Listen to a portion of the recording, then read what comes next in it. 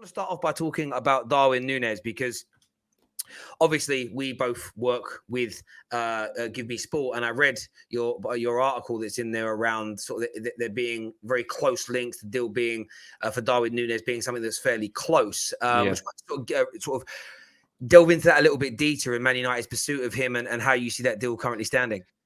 Yeah, obviously, like with any club and any transfer window, there are certain sources that you rely on, and you can just have to trust the information that you're getting. And the update I got last week on Darwin was like, look, this guy is somebody that United like a lot.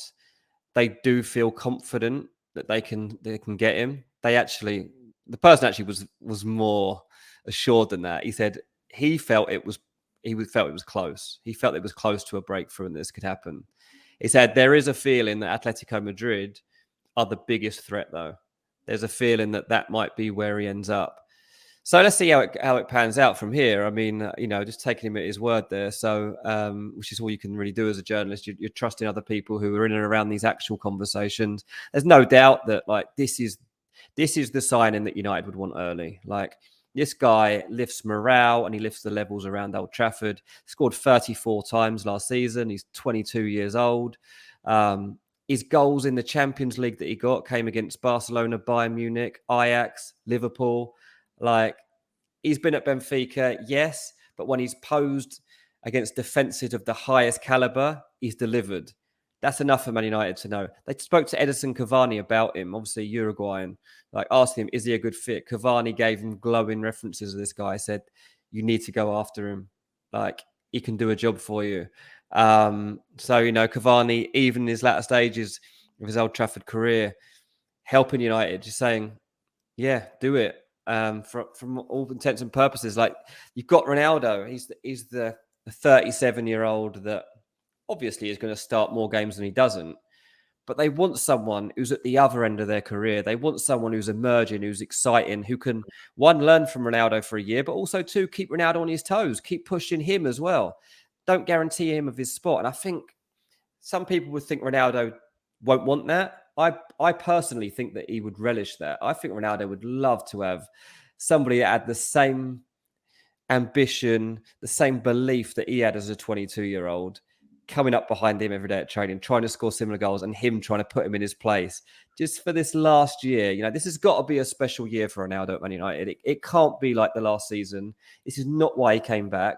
He came back to make things happen, but he needs someone that's going to help him do that. And ultimately, United's season was saved, if you can even call it that, by Ronaldo coming up with a glut of goals at the end of the season, including a couple of hat-tricks. They need someone like Darwin Nunez. Do you know what's interesting? I never claim to have encyclopedic knowledge on all players, and I've watched him a few times. I'm still, as an individual, unconvinced, if that makes sense. But yeah. I don't watch him enough to have an educated opinion. But what you've said there about having someone that will push Ronaldo, it's true. Something about fandom that's become frustrating for me as a content creator is you see this at clubs, especially clubs that are struggling. This, I don't want to sign Joe Bloggs because it'll get in the way of the development of Rashford or in development when he was in the squad of Greenwood or Martial. And I just can't abide it. It's no, you need someone like Darwin Nunez to come in and push everybody in the team. And you want them Ronaldo to go, I'm keeping you out of the team.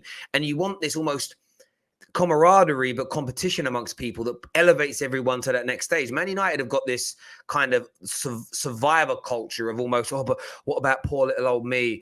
What about my position? Then they sulk and then they don't want to play hard. Then they throw managers under buses, and that's got to go.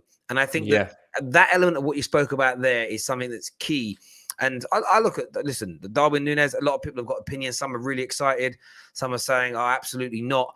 But listen, we've all got predictions right about how good signings are going to be. We've all got them wrong. He's definitely highly touted. Lots of clubs looking at him. And if you and your sources are right, and he's very close, and he comes to Man United, a deal like that early in the window, I think will make a lot of United fans feel a bit more relaxed over the course of this summer. There's no doubt about it. Yeah. Another deal that people are talking about relating to Man United is, of course, Frankie de Jong, who's another young player. The situation is obviously a little different. There's continual talk that Barca are struggling financially, therefore they've got to sell him. There's reports the player said no. Now he's kind of open to the move. Maybe that's because Barca said, "Listen, mate, we're selling you, so you got to find somewhere to go."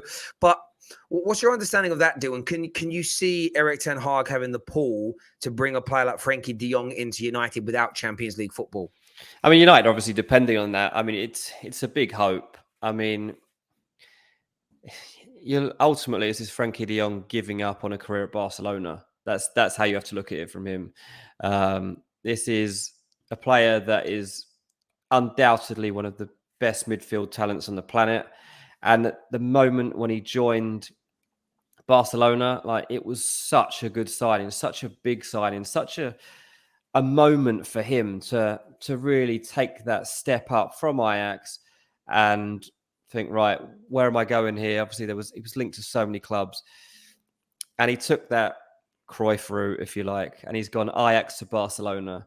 Now, if you're going to go Ajax to Barcelona, then you live up to your expectation. You prove that you're a success, and there'll be part of Frankie de Jong that feels he hasn't done that yet. It's been 2 or 3 years now, and obviously it's been difficult for him because the club's been a mess. It's a mess, and they're trying to rebuild. And look, they're doing a quicker rebuilding job than Man United. I mean, in the last 4 months, Barcelona's squad's turned around better than Man United squad has in 8 years. Got to be honest, 9 years is not that long for a rebuild. Look how long Wembley took, mate. Like it takes time.